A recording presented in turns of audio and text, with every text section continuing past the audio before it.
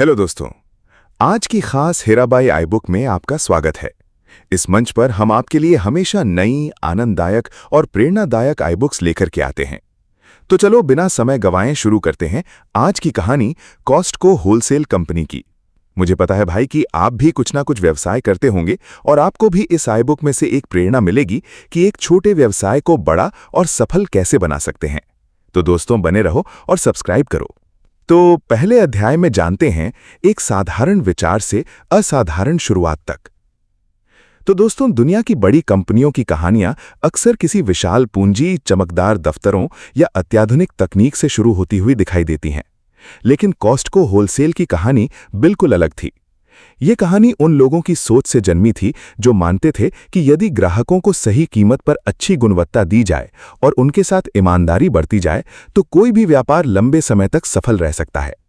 यही सरल सिद्धांत आगे चलकर दुनिया के सबसे प्रभावशाली रिटेल मॉडलों में बदल गया। 20वीं शताब्दी के मध्य में अमेरिका का खुदरा व्यापार तेजी से बदल रहा था। छोटे किराना स्टोरों की जगह बड़े सुपरमार्केट आने लगे थे। ग्राहक अब केवल सामान खरीदना नहीं चाहते थे, बल्कि वे कम कीमत, बेहतर सुविधा और एक ही स्थान पर हर आवश्यकता की पूर्ति चाहते थे। इसी बदलते वातावरण में कुछ दूरदर्शी व्यापारियों ने यह समझ लिया था कि भविष्य उसी का होगा जो ग्राहकों का समय और पैसा दोनों बचा सके। इसी दौर में एक युवा व्यक्ति उभरा जिसका नाम था जिम सिनेगल। उनका जीवन किसी बड़े उद्योगपति परिवार से नहीं जुड़ा था। वे एक साधारण परिवार में पले बढ़े और युवावस्था में उन्होंने छोटे स्तर की नौकरियों से अपने करियर की शुरुआत की। बचपन से ही उन्होंने मेहनत, अनुशासन और ग्राहकों के प्रति सम्मान को बहुत करीब से देखा था। वे उन लोगों में से नहीं थे जो केवल लाभ कमाने का सपना देखते हैं। वे ऐसा व्यवसाय बनाना चाहते थे जिस पर लोग भरोसा कर सकें। जिम सिनेगल ने अपने शुरुआती वर्षों में रिटेल उद्योग को बहुत नजदीक से समझा। उन्होंने गोदामों में काम किया, स्टोरों में ग्राहकों को संभाला और ये देखा कि खुदरा व्यापार की सबसे बड़ी चुनौती क्या होती है। उन्हें जल्द ही समझ में आ गया कि अधिकांश कंपनियां ग्राहकों से अधिक लाभ कमाने की कोशिश में कीमतें बढ़ाती रहती हैं, जबकि ग्राहक हमेशा कम कीमत और बेहतर गुणवत्ता की तलाश में रहते हैं। यही वो बिंदु था जहां उनके मन में एक अलग प्रकार के व्यापार मॉडल का विचार आकार लेने लगा। उनके करियर का एक महत्वपूर्ण चरण तब आया जब उन्होंने वेयरहाउस शैली के स्टोरों को काम करते हुए देखा। इन स्टोरों में सामान को सजावटी अलमारियों में रखने के बजाय बड़े पैमाने पर सीधे पैलेट और बॉक्स में रखा जाता था। इससे स्टोर की सजावट पर खर्च कम होता था और वही बचत ग्राहकों तक कम कीमत के रूप में पहुंचाई जा सकती थी। ये विचार उस समय साधारण लग सकता था, लेकिन वास्तव में ये खुदरा व्यापार की परंपरागत सोच को बदलने वाला सिद्धांत था। जिम सिनेगल के साथ एक और अनुभवी व्यापारी जुड़े जिनका नाम था जेफरी एच ब्रॉटमैन। ब्रॉटमैन व्यापारिक समझ और दीर्घकालिक रणनीति में माहिर माने जाते थे। दोनों की सोच में एक समानता थी। वे ग्राहकों को केवल उपभोक्ता नहीं बल्कि व्यवसाय की सबसे बड़ी शक्ति मानते थे। उन्होंने तय किया कि यदि कभी वे अपनी कंपनी शुरू करेंगे तो उसका आधार केवल कम कीमत नहीं होगा, बल्कि विश्वास, गुणवत्ता और सदस्यता आधारित संबंध होगा। उस समय अमेरिका में बड़े डिस्काउंट स्टोर मौजूद थे, लेकिन उनमें से अधिकांश का ध्यान तेजी से विस्तार और अधिक बिक्री पर था। ग्राहक वहां जाते तो थे, लेकिन उन्हें व्यक्तिगत भरोसे और गुणवत्ता की निरंतरता का अनुभव हमेशा नहीं मिलता था। जिम सिनेगल और ब्रॉटमैन ने महसूस किया कि यदि ग्राहक को यह विश्वास दिला दिया जाए कि हर बार उसे उचित कीमत पर विश्वसनीय उत्पाद मिलेगा, तो वो लंबे समय तक कंपनी के साथ जुड़ा रहेगा। इसी सोच से सदस्यता आधारित वेयरहाउस क्लब का विचार मजबूत हुआ। ये मॉडल साधारण सुपरमार्केट से अलग था। इसमें केवल सदस्य ही खरीदारी कर सकते थे। सदस्यता लेने वाला ग्राहक खुद को कंपनी का विशेष हिस्सा महसूस करता था। दूसरी ओर कंपनी को एक स्थायी ग्राहक आधार मिल जाता था। ये रणनीति केवल व्यापारिक चाल नहीं थी, ये ग्राहकों के साथ दीर्घकालिक संबंध बनाने की योजना थी। जब शुरुआती योजनाएं बन रही थीं, तब कई लोगों को ये मॉडल रिस्की लगा। कुछ विशेषज्ञों का मानना था कि ग्राहक सदस्यता शुल्क देकर खरीदारी क्यों करेंगे, जबकि सामान्य सुपरमार्केट बिना सदस्यता के उपलब्ध थे। लेकिन जिम सिनेगल को भरोसा था कि यदि ग्राहक को वास्तविक बचत दिखाई देगी तो वो सदस्यता लेने में संकोच नहीं करेगा। उनका विश्वास केवल सिद्धांतों पर नहीं बल्कि वर्षों के अनुभव पर आधारित था। कंपनी की स्थापना के शुरुआती दिनों में सबसे बड़ी चुनौती थी सही संतुलन बनाना। उन्हें ऐसे उत्पाद चुनने थे जो रोजमर्रा की जरूरतों को पूरा करें और साथ ही उच्च गुणवत्ता भी बनाए रखें। उन्होंने अनावश्यक वस्तुओं की लंबी सूची बनाने के बजाय सीमित लेकिन भरोसेमंद उत्पादों पर ध्यान दिया। इससे स्टॉक मैनेजमेंट आसान हुआ और सप्लायर्स के साथ बड़े स्तर पर खरीदारी कर कीमतें कम रखना संभव हो सका। वेयरहाउस शैली का वातावरण भी जानबूझकर सरल रखा गया। स्टोरों में अत्यधिक सजावट, चमकदार प्रदर्शन या महंगे इंटीरियर पर खर्च नहीं किया गया। फर्श साधारण थे, सामान बड़े पैलेटों पर रखा जाता था और स्टोर का ढांचा कार्यकुशलता पर आधारित था। ये सादगी कंपनी की पहचान बन गई। ग्राहक समझते थे कि कंपनी दिखावे पर नहीं बल्कि बचत पर पैसा खर्च कर रही है। शुरुआती ग्राहकों ने जल्द ही अंतर महसूस करना शुरू कर दिया। उन्हें बड़ी मात्रा में सामान कम कीमत पर मिलने लगा। परिवारों, छोटे व्यापारियों और रेस्टोरेंट मालिकों के लिए ये मॉडल विशेष रूप से उपयोगी साबित हुआ। वे एक ही स्थान से बड़ी मात्रा में विश्वसनीय सामान खरीद सकते थे। धीरे धीरे लोगों के बीच ये चर्चा फैलने लगी कि ये नया वेयरहाउस क्लब वास्तव में ग्राहकों के हित में काम कर रहा है। लेकिन केवल कम कीमत ही सफलता का कारण नहीं थी। कंपनी ने कर्मचारियों के साथ भी सम्मानजनक व्यवहार की नीति अपनाई। जिम सिनेगल का मानना था कि खुश कर्मचारी ही ग्राहकों को बेहतर सेवा दे सकते हैं। इसलिए कंपनी के भीतर ऐसा वातावरण बनाने की कोशिश की गई जहां कर्मचारियों को महत्व दिया जाए। ये सोच उस समय के कई रिटेल व्यवसायों से अलग थी, जहां कर्मचारियों को केवल लागत के रूप में देखा जाता था। कंपनी ने अपने सप्लायर्स के साथ भी मजबूत और ईमानदार संबंध बनाए। वे केवल सस्ती कीमत में खरीदारी करने के बजाय लंबे समय तक टिकाऊ पार्टनरशिप चाहते थे। इससे सप्लायर्स को भी भरोसा मिला कि कंपनी स्थिर और जिम्मेदार तरीके से काम कर रही है। परिणाम स्वरूप कई बड़े ब्रांड कंपनी के साथ जुड़ने लगे। शुरुआती सफलता ने यह साबित कर दिया कि ग्राहक केवल विज्ञापनों से प्रभावित नहीं होते, वे वास्तविक मूल्य और भरोसे को पहचानते हैं। जैसे जैसे सदस्यता बढ़ने लगी, कंपनी का आत्मविश्वास भी मजबूत होता गया। लेकिन नेतृत्व ने कभी तेजी से अनियंत्रित विस्तार की जल्दबाजी नहीं दिखाई। उनका ध्यान हर नए स्टोर में उसी गुणवत्ता और अनुभव को बनाए रखने पर था जिसने शुरुआती ग्राहकों को आकर्षित किया था। जिम सिनेगल अक्सर स्टोरों का दौरा करते थे। वे केवल कार्यालयों में बैठकर निर्णय लेने वाले नेता नहीं थे। वे कर्मचारियों से बात करते, ग्राहकों की प्रतिक्रियाएं सुनते और स्टोर के संचालन को करीब से देखते थे। ये व्यवहार कंपनी की संस्कृति का हिस्सा बन गया। नेतृत्व और जमीन के बीच की दूरी कम रही, जिससे वास्तविक समस्याओं को जल्दी समझा जा सका। धीरे धीरे ये स्पष्ट होने लगा कि ये कंपनी केवल एक और रिटेल चेन नहीं बनने वाली। इसकी सोच अलग थी। जहां अन्य कंपनियां हर उत्पाद पर अधिक लाभ कमाने की कोशिश करती थीं, वहीं ये कंपनी कम मार्जिन लेकिन अधिक विश्वास और अधिक बिक्री के सिद्धांत पर आगे बढ़ रही थी। ये मॉडल सरल दिखता था, लेकिन इसे सफलतापूर्वक लागू करने के लिए अनुशासन, धैर्य और स्पष्ट दृष्टि की आवश्यकता थी। कंपनी की पहचान केवल कम कीमत तक सीमित नहीं रही। लोग इसे ईमानदार व्यापार, विश्वसनीय गुणवत्ता और ग्राहक केंद्रित सोच के रूप में देखने लगे। ये वही समय था जब कॉस्टको होलसेल ने अपने भविष्य की मजबूत नींव तैयार की। आने वाले वर्षों में यही नींव उसे दुनिया के सबसे सम्मानित और प्रभावशाली रिटेल ब्रांडों में बदलने वाली थी। पहले अध्याय की सबसे बड़ी सीख यही थी कि महान कंपनियां केवल बड़े निवेश से नहीं बनती, वे स्पष्ट सिद्धांतों, ग्राहकों के विश्वास और लगातार सही निर्णय लेने से बनती हैं। जिम सिनेगल और उनके सहयोगियों ने यह साबित कर दिया कि यदि व्यापार का केंद्र ग्राहक हो और उद्देश्य दीर्घकालिक भरोसा बनाना हो, तो साधारण दिखने वाला विचार भी वैश्विक सफलता की कहानी बन सकता है। अब दूसरे अध्याय में जानते हैं सदस्यता मॉडल की अनोखी शक्ति। तो जब कॉस्को होलसेल ने अपने शुरुआती कदम बढ़ाने शुरू किए, तब उसके सामने सबसे बड़ा प्रश्न ये था कि वो खुद को अन्य रिटेल कंपनियों से अलग कैसे बनाए। उस समय अमेरिका में बड़े सुपरमार्केट और डिस्काउंट स्टोर तेजी से बढ़ रहे थे। हर कंपनी ग्राहकों को आकर्षित करने के लिए नए ऑफर, छूट और विज्ञापन अभियान चला रही थी। ऐसे वातावरण में किसी नई कंपनी के लिए अपनी अलग पहचान बनाना आसान नहीं था। लेकिन कॉस्को ने शुरुआत से ही एक ऐसा रास्ता चुना जिसने उसे पूरी दुनिया में विशिष्ट बना दिया, सदस्यता आधारित मॉडल। ये विचार सामान्य व्यापारिक सोच से अलग था। अधिकतर दुकानों का उद्देश्य अधिक से अधिक लोगों को अंदर लाना होता था, लेकिन कॉस्को ने कहा कि खरीदारी केवल वही लोग कर सकेंगे जो सदस्य बनेंगे। पहली नज़र में ये निर्णय सीमित करने वाला लग सकता था। कई लोगों को लगा कि इससे ग्राहक कम हो जाएंगे, लेकिन कंपनी के संस्थापकों की सोच कहीं अधिक गहरी थी। वे केवल भीड़ नहीं चाहते थे, वे ऐसे ग्राहकों का समूह बनाना चाहते थे जो लंबे समय तक कंपनी से जुड़े रहें। सदस्यता मॉडल का मूल सिद्धांत विश्वास पर आधारित था।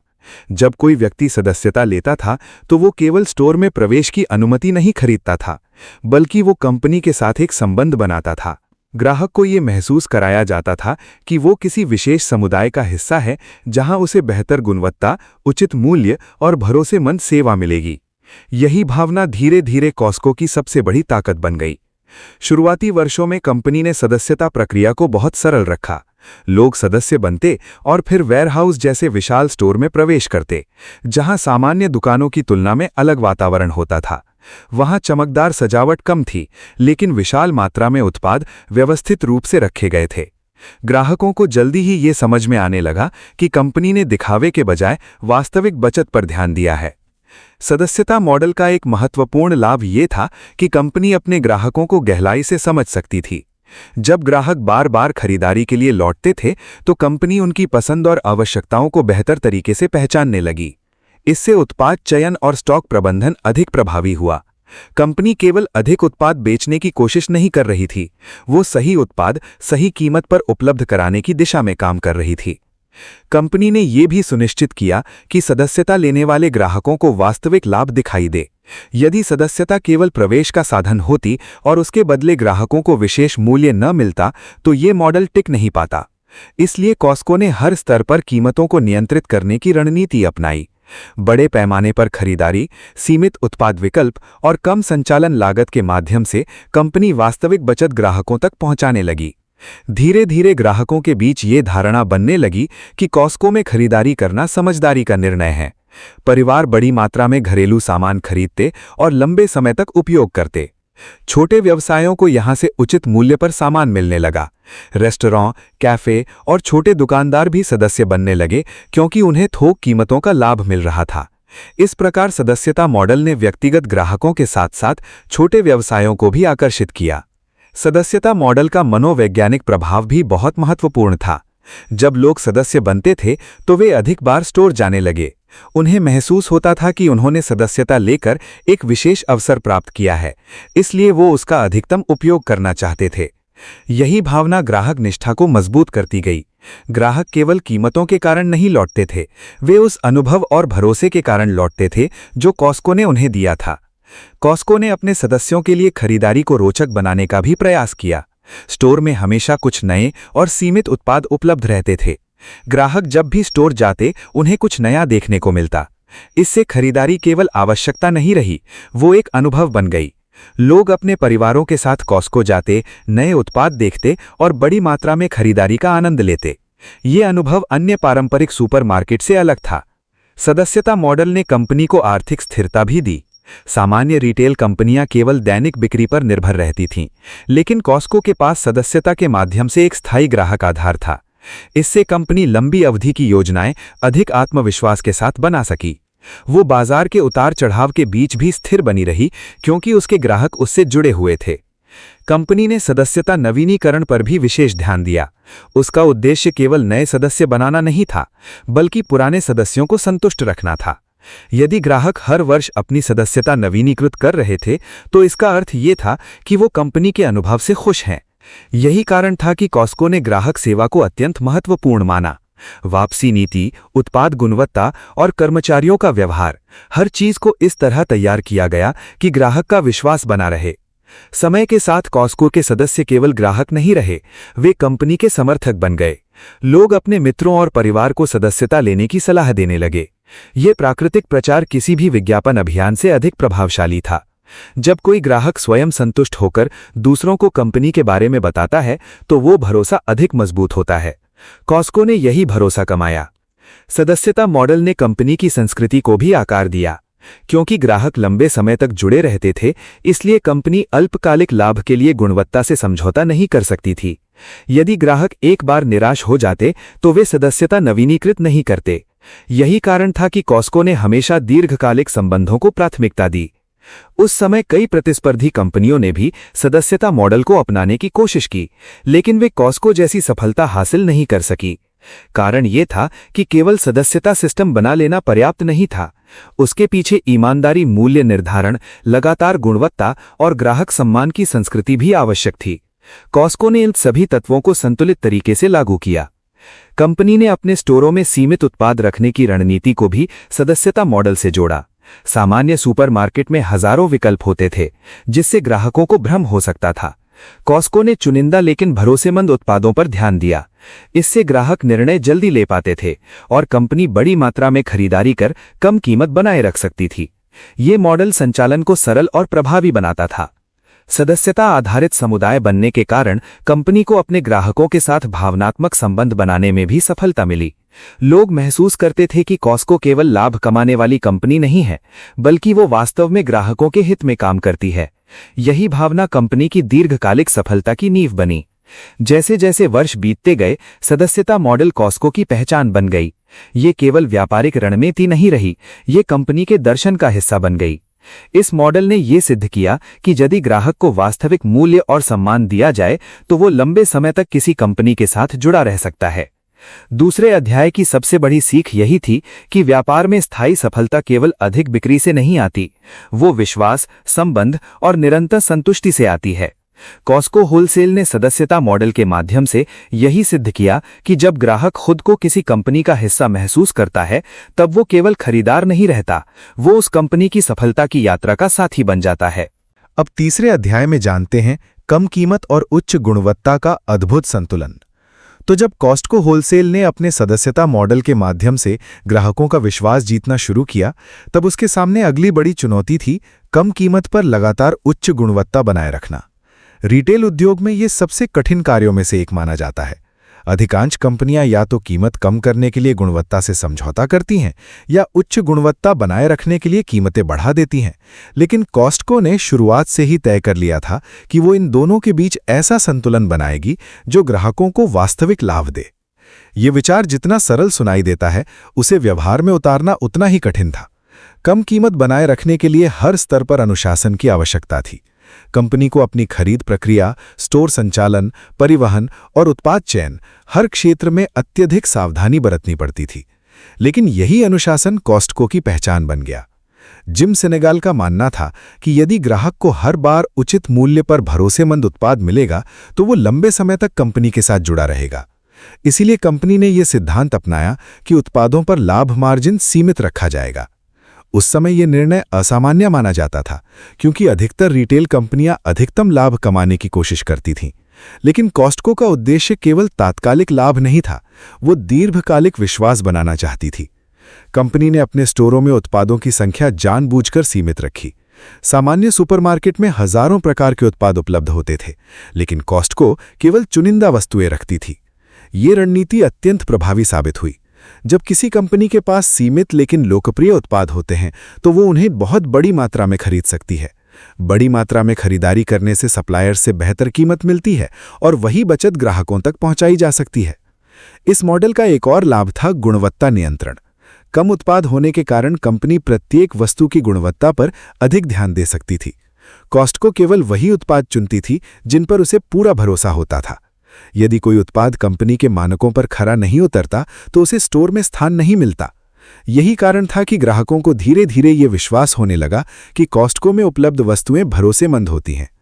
वेयरहाउस शैली का वातावरण भी इसी रणनीति का हिस्सा था। कंपनी ने अपने स्टोरों को अत्यधिक सजावटी बनाने के बजाय कार्यकुशल रखा। सामान अक्सर बड़े बॉक्स और पैलेट्स में रखा जाता था। फर्श साधारण थे और प्रस्तुति का उद्देश्य आकर्षण नहीं बल्कि सुविधा था। कई नए ग्राहक शुरुआत में इस वातावरण को देखकर चकित हो जाते थे, क्योंकि यह पारंपरिक सुपरमार्केट जैसा नहीं था। लेकिन जब वे कीमतों और गुणवत्ता की तुलना करते तो उन्हें समझ में आने लगता कि कंपनी ने यह सादगी जानबूझकर अपनाई है। कॉस्टको का मानना था कि अनावश्यक सजावट पर खर्च किया गया हर पैसा अंततः ग्राहक से ही वसूला जाएगा। इसीलिए कंपनी ने संचालन लागत को कम रखने के लिए सादगी को अपनी रणनीति बना लिया। ये दृष्टिकोण केवल आर्थिक नहीं था, ये कंपनी के दर्शन का हिस्सा था। वो दिखावे के बजाय वास्तविक मूल्य पर विश्वास करती थी। धीरे धीरे ग्राहकों ने महसूस किया कि कॉस्टको में खरीदारी करना केवल सस्ता विकल्प नहीं है, बल्कि समझदारी का निर्णय है। उन्हें कम कीमत के साथ बेहतर गुणवत्ता भी मिल रही थी। यही कारण था कि कंपनी के सदस्य नियमित रूप से लौटने लगे। परिवारों को यहां घरेलू सामान उचित मूल्य पर मिलने लगा, जबकि छोटे व्यवसायों को बड़ी मात्रा में विश्वसनीय उत्पाद उपलब्ध होने लगे। इस समय कंपनी ने अपने सप्लायर्स के साथ भी मजबूत संबंध विकसित किए। कॉस्टको केवल कीमत कम करने के लिए दबाव नहीं डालती थी, बल्कि दीर्घकालिक साझेदारी पर ध्यान देती थी। वो सप्लायर्स को बड़े पैमाने पर स्थिर ऑर्डर देती थी, जिससे दोनों पक्षों को लाभ होता था। सप्लायर्स जानते थे कि यदि वे गुणवत्ता बनाए रखेंगे तो कॉस्टको लंबे समय तक उनके साथ काम करेगी। कंपनी की एक और महत्वपूर्ण रणनीति थी उत्पादों की नियमित समीक्षा। यदि कोई वस्तु ग्राहकों की अपेक्षाओं पर खरी नहीं उतरती तो उसे हटाने में देर नहीं की जाती थी। इससे ग्राहकों का भरोसा और मजबूत हुआ। उन्हें महसूस होने लगा कि कॉस्टको हर उत्पाद की जिम्मेदारी लेती है। इसी दौर में कंपनी ने अपने निजी ब्रांड की दिशा में भी सोचना शुरू किया। बाद में यही विचार कर्कलैंड सिग्नेचर जैसे प्रसिद्ध ब्रांड में बदलने वाला था, लेकिन शुरुआती चरण में ही कॉस्टको समझ चुकी थी कि यदि वो अपने नाम से उत्पाद बेचती है तो उसे गुणवत्ता पर और अधिक ध्यान देना होगा। यही सोच भविष्य में उसकी सबसे बड़ी शक्तियों में से एक बनी। कम कीमत और उच्च गुणवत्ता के संतुलन का प्रभाव केवल ग्राहकों तक सीमित नहीं रहा। कर्मचारियों ने भी देखा कि कंपनी अल्पकालिक लाभ के बजाय स्थायी प्रतिष्ठा पर ध्यान दे रही है। इससे संगठन के भीतर गर्व और विश्वास की भावना विकसित हुई। कर्मचारी समझते थे कि वे ऐसी कंपनी का हिस्सा हैं जो ग्राहकों को धोखा देकर नहीं बल्कि उन्हें वास्तविक लाभ देकर आगे बढ़ना चाहती है। उस समय रिटेल उद्योग में प्रतिस्पर्धा तेजी से बढ़ रही थी। कई कंपनियां बड़े विज्ञापन अभियानों और आकर्षक झूठों के माध्यम से ग्राहकों को खींचने की कोशिश कर रही थीं। लेकिन कॉस्टको ने अत्यधिक विज्ञापन पर निर्भर रहने के बजाय ग्राहक अनुभव को अपनी सबसे बड़ी ताकत बनाया। कंपनी जानती थी कि संतुष्ट ग्राहक स्वयं सबसे प्रभावी प्रचारक बन जाता है। जैसे जैसे कंपनी बढ़ने लगी, उसके सामने एक बड़ा प्रश्न था कि क्या वो विस्तार के साथ भी अपनी गुणवत्ता और मूल्य नीति बनाए रख पाएगी। कई कंपनियां शुरुआती सफलता के बाद अपने मूल सिद्धांतों से दूर हो जाती हैं, लेकिन कॉस्टको ने स्पष्ट कर दिया कि उसका विकास केवल तभी सार्थक होगा जब वो अपने मूल दर्शन को बनाए रख सके। कंपनी के नेतृत्व ने हर नए स्टोर में उसी अनुशासन को लागू करने की कोशिश की जो शुरुआती वेयरहाउस में था। उत्पाद चयन, लागत नियंत्रण और ग्राहक सेवा हर क्षेत्र में एक समान मानक बनाए गए। यही निरंतरता कंपनी की सबसे बड़ी ताकत बनी। ग्राहकों के बीच धीरे धीरे एक खास धारणा बनने लगी। लोग कहते थे कि यदि कोई उत्पाद कॉस्टको में उपलब्ध है तो उसकी गुणवत्ता पर भरोसा किया जा सकता है। ये विश्वास किसी भी रिटेल कंपनी के लिए सबसे बड़ी उपलब्धि होती है, क्योंकि एक बार ग्राहक का भरोसा बन जाए तो वो केवल कीमत के आधार पर निर्णय नहीं लेता, वो अनुभव और विश्वसनीयता को भी महत्व देता है। कंपनी ने यह भी समझ लिया था कि कम कीमत का अर्थ सस्ता अनुभव नहीं होना चाहिए। इसीलिए भले ही स्टोर साधारण दिखते थे, लेकिन वहां की व्यवस्था, उत्पाद उपलब्धता और सेवा पर विशेष ध्यान दिया जाता था। ग्राहक को यह महसूस होना चाहिए कि उसने अपने पैसे का सही उपयोग किया है। यही भावना कॉस्टको की लोकप्रियता का आधार बनी। इस अध्याय का सबसे महत्वपूर्ण संदेश यह था कि व्यापार में वास्तविक सफलता केवल अधिक लाभ कमाने से नहीं आती, वो ग्राहकों के साथ ईमानदार संबंध बनाने से आती है। कॉस्टको होलसेल ने यह सिद्ध किया कि यदि कोई कंपनी अनुशासन, गुणवत्ता और पारदर्शिता बनाए रखे तो वो कम कीमत पर भी उत्कृष्ट अनुभव दे सकती है। कम कीमत और उच्च गुणवत्ता का यही संतुलन आगे चलकर कॉस्टको की वैश्विक पहचान बना। यही वो नींव थी जिस पर कंपनी ने आने वाले दशकों में अपना विशाल साम्राज्य खड़ा किया। अब चौथे अध्याय में जानते हैं कर्मचारियों के प्रति सम्मान की अनोखी संस्कृति। तो जब कॉस्टको होलसेल ने कम कीमत और उच्च गुणवत्ता के संतुलन के माध्यम से ग्राहकों का विश्वास जीतना शुरू किया, तब उसकी सफलता के पीछे एक और महत्वपूर्ण आधार मजबूत हो रहा था: कर्मचारियों के प्रति सम्मान। रिटेल उद्योग में अक्सर कर्मचारियों को केवल श्रम शक्ति के रूप में देखा जाता था। कई कंपनियां लागत कम करने के लिए कर्मचारियों पर अत्यधिक दबाव डालती थीं, कम वेतन देती थीं और उन्हें लंबे समय तक टिके रहने योग्य वातावरण नहीं देती थीं। लेकिन कॉस्टको ने शुरुआत से ही अलग रास्ता चुना। जिम सिनेगल का विश्वास था कि किसी भी कंपनी की वास्तविक ताकत उसके कर्मचारी होते हैं। उनका मानना था कि यदि कर्मचारियों को सम्मान, सुरक्षा और उचित अवसर दिए जाएं, तो वे ग्राहकों के साथ भी बेहतर व्यवहार करेंगे। ये सोच उस समय के रिटेल उद्योग में बहुत अलग मानी जाती थी। अधिकांश कंपनियां अल्पकालिक लाभ के लिए कर्मचारी खर्च कम करने पर ध्यान देती थीं, जबकि कॉस्टको दीर्घकालिक स्थिरता और मजबूत कार्य संस्कृति बनाने की दिशा में काम कर रही थी। शुरुआती दिनों में ही कंपनी ने यह स्पष्ट कर दिया कि वो कर्मचारियों को केवल काम करने वाले लोग नहीं मानेगी, बल्कि संगठन का महत्वपूर्ण हिस्सा समझेगी। यही कारण था कि स्टोरों में कर्मचारियों और प्रबंधन के बीच दूरी कम रखी गई। वरिष्ठ अधिकारी नियमित रूप से स्टोरों का दौरा करते, कर्मचारियों से बातचीत करते और उनकी समस्याओं को समझने की कोशिश करते थे। इससे कर्मचारियों को महसूस होता था कि उनकी बात सुनी जाती है। कंपनी के भीतर अवसरों की समानता पर भी विशेष ध्यान दिया गया। कई ऐसे कर्मचारी थे जिन्होंने साधारण पदों से शुरुआत की और बाद में प्रबंधन स्तर तक पहुंचे। ये संस्कृति कर्मचारियों के लिए प्रेरणा का स्रोत बनी। उन्हें यह भरोसा मिला कि मेहनत और ईमानदारी के माध्यम से वे कंपनी में आगे बढ़ सकते हैं। इससे संगठन में स्थिरता और निष्ठा भी बढ़ी। कॉस्को के स्टोरों में काम करने वाले कर्मचारियों का व्यवहार ग्राहकों के प्रति विनम्र और सहयोगी माना जाने लगा। ये केवल प्रशिक्षण का परिणाम नहीं था, इसके पीछे कार्य संस्कृति की भूमिका थी। जब कर्मचारी स्वयं सम्मान महसूस करते हैं तो वे दूसरों के साथ भी सम्मानजनक व्यवहार करते हैं। यही कारण था कि कॉस्को का ग्राहक अनुभव अन्य रिटेल कंपनियों से अलग दिखाई देने लगा। कंपनी ने कर्मचारियों को केवल तकनीकी कार्य नहीं सिखाए, बल्कि उन्हें यह भी समझाया कि कॉस्को की सफलता किस सोच पर आधारित है। नए कर्मचारियों को बताया जाता था कि कंपनी का उद्देश्य केवल उत्पाद बेचना नहीं, बल्कि ग्राहकों का विश्वास जीतना है। इस प्रकार कर्मचारी कंपनी के दर्शन से जुड़ने लगे। वे स्वयं को केवल नौकरी करने वाला व्यक्ति नहीं समझने लगे, बल्कि एक बड़े उद्देश्य का हिस्सा समझने लगे। वेयरहाउस शैली के विशाल स्टोरों में काम करना आसान नहीं था। बड़ी मात्रा में सामान को संभालना, ग्राहकों की सहायता करना और तेज गति से काम करना चुनौतीपूर्ण था। लेकिन कॉस्को ने ऐसा वातावरण बनाने की कोशिश की जहां टीम वर्क को महत्व दिया जाए। कर्मचारी एक दूसरे की मदद करते और सामूहिक रूप से काम को सफल बनाते। इससे संगठन के भीतर सहयोग की भावना मजबूत हुई। कंपनी के नेतृत्व ने यह भी समझा कि कर्मचारियों की स्थिरता व्यवसाय के लिए अत्यंत महत्वपूर्ण है। यदि कर्मचारी लगातार बदलते रहें तो सेवा की गुणवत्ता प्रभावित होती है और कंपनी की संस्कृति कमजोर पड़ती है। इसलिए कॉस्को ने ऐसा वातावरण तैयार करने का प्रयास किया जहां लोग लंबे समय तक काम करना चाहें। परिणाम स्वरूप कंपनी में कर्मचारी टिकाऊ कई प्रतिस्पर्धी कंपनियों की तुलना में अधिक मजबूत रहा। उस समय रिटेल उद्योग में कर्मचारियों का तेजी से नौकरी छोड़ना एक सामान्य समस्या थी। कई लोग इस क्षेत्र को केवल अस्थायी रोजगार मानते थे, लेकिन कॉस्को धीरे धीरे ऐसी कंपनी बनती गई जहां लोग लंबे करियर की संभावना देखने लगे। ये परिवर्तन केवल वेतन या सुविधाओं के कारण नहीं था, इसके पीछे सम्मान और भरोसे की संस्कृति थी। जिम सिनेगल स्वयं अपने व्यवहार से उदाहरण प्रस्तुत करते थे। वे अत्यधिक औपचारिक और दूर रहने वाले नेता नहीं थे। वे स्टोरों में घूमते, कर्मचारियों से सीधे बातचीत करते और छोटे छोटे मुद्दों पर भी ध्यान देते थे। इससे संगठन में यह संदेश गया कि नेतृत्व जमीन से जुड़ा हुआ है। यही शैली कॉस्को की पहचान बन गई।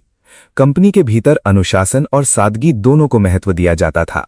कर्मचारियों को यह सिखाया जाता था कि ग्राहक का समय और विश्वास सबसे मूल्यवान चीज है, इसलिए सेवा तेज, ईमानदार और स्पष्ट होनी चाहिए। इस सोच ने कॉस्को के संचालन को अधिक प्रभावी बनाया। ग्राहक महसूस करते थे कि यहां काम करने वाले लोग वास्तव में उनकी सहायता करना चाहते हैं। कर्मचारियों के प्रति सम्मान का प्रभाव सप्लाई चेन और स्टोर संचालन में भी दिखाई देने लगा। अनुभवी कर्मचारी अपने काम को बेहतर ढंग से समझते थे और गलतियों की संभावना कम होती थी। इससे प्रोडक्ट मैनेजमेंट अधिक कुशल हुआ और ग्राहकों को बेहतर अनुभव मिलने लगा। इस प्रकार कर्मचारी संतुष्टि और ग्राहक संतुष्टि एक दूसरे से जुड़ गईं। धीरे धीरे कॉस्को के बारे में ये धारणा बनने लगी कि ये केवल ग्राहकों के लिए ही नहीं, बल्कि कर्मचारियों के लिए भी बेहतर कंपनी है। ये प्रतिष्ठा कंपनी के लिए अत्यंत महत्वपूर्ण साबित हुई। जब किसी संगठन की कार्य संस्कृति सकारात्मक होती है तो वो प्रतिभाशाली लोगों को आकर्षित करने में सफल रहता है। कॉस्को के साथ भी यही हुआ। रिटेल उद्योग में प्रतिस्पर्धा बढ़ रही थी, लेकिन कॉस्को ने यह समझ लिया था कि केवल कम कीमत के आधार पर लंबे समय तक सफलता हासिल नहीं की जा सकती। यदि कंपनी को स्थायी रूप से आगे बढ़ना है तो उसे ऐसी संस्कृति बनानी होगी जहां कर्मचारी गर्व के साथ काम करें। यही सोच उसे अन्य कंपनियों से अलग करती गई। कई विशेषज्ञों ने बाद में कॉस्को के मॉडल का अध्ययन करते हुए पाया कि कंपनी की सफलता का एक बड़ा कारण उसकी आंतरिक संस्कृति थी।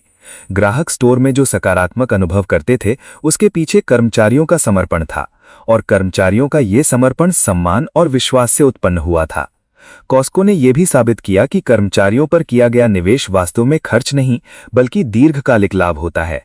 खुश और अनुभवी कर्मचारी बेहतर सेवा देते हैं, कम गलतियां करते हैं और ग्राहकों को लंबे समय तक कंपनी से जोड़े रखते हैं। इस प्रकार कर्मचारी नीति कंपनी की आर्थिक सफलता से भी सीधे जुड़ गई। जैसे जैसे कंपनी का विस्तार होने लगा, नेतृत्व के सामने ये चुनौती थी कि क्या इतनी बड़ी संस्था बनने के बाद भी वही संस्कृति बनाई रखी जा सकती है। लेकिन कॉस्को ने हर नए स्टोर में अपने मूल सिद्धांतों को लागू करने की कोशिश जारी रखी। सम्मान, सहयोग और ईमानदारी को संगठन के हर स्तर तक पहुंचाने का प्रयास किया गया। इस अध्याय का सबसे बड़ा संदेश ये था कि किसी भी कंपनी की असली पहचान केवल उसके उत्पादों या इमारतों से नहीं बनती, वो उसके लोगों से बनती है। कॉस्को होलसेल ने यह सिद्ध किया कि यदि कर्मचारी सम्मान महसूस करें तो वे कंपनी की सफलता को अपना मिशन बना लेते हैं। इसी मानवीय सोच ने कॉस्को को केवल एक सफल रिटेल कंपनी नहीं बल्कि मजबूत कार्य संस्कृति वाले संगठन के रूप में स्थापित किया। यही संस्कृति आने वाले वर्षों में उसके वैश्विक विस्तार और स्थायी सफलता की सबसे बड़ी ताकत बनने वाली थी। अब 5वें अध्याय में जानते हैं प्राइस क्लब के साथ विलय और नई पहचान की शुरुआत। तो जब कॉस्टको होलसेल ने अपने शुरुआती वर्षों में सदस्यता मॉडल, कम कीमत और मजबूत कार्य संस्कृति के माध्यम से बाजार में पहचान बनानी शुरू की, तब रिटेल उद्योग में एक और महत्वपूर्ण नाम तेजी से उभर रहा था, प्राइस क्लब। ये कंपनी भी वेयरहाउस क्लब मॉडल पर काम कर रही थी और बड़े पैमाने पर खरीदारी तथा कम कीमत के सिद्धांत को अपनाए हुए थी। दोनों कंपनियों की कार्यशैली में कई समानताएं थीं और आने वाले समय में इन्हीं समानताओं ने रिटेल इतिहास के सबसे महत्वपूर्ण विलयों में से एक को जन्म दिया। प्राइस क्लब की स्थापना दूरदर्शी व्यापारी सोल प्राइस ने की थी। उन्हें आधुनिक वेयरहाउस रिटेल मॉडल का अग्रदूत माना जाता है। उन्होंने बहुत पहले ही ये समझ लिया था कि यदि ग्राहकों को सीमित मार्जिन पर उच्च गुणवत्ता वाला सामान उपलब्ध कराया जाए तो वे लंबे समय तक कंपनी के साथ जुड़े रहेंगे। उनकी सोच ने अमेरिकी रिटेल उद्योग को नई दिशा दी थी। यही कारण था कि जिम सिनेगिल उन्हें अपना मार्गदर्शक मानते थे।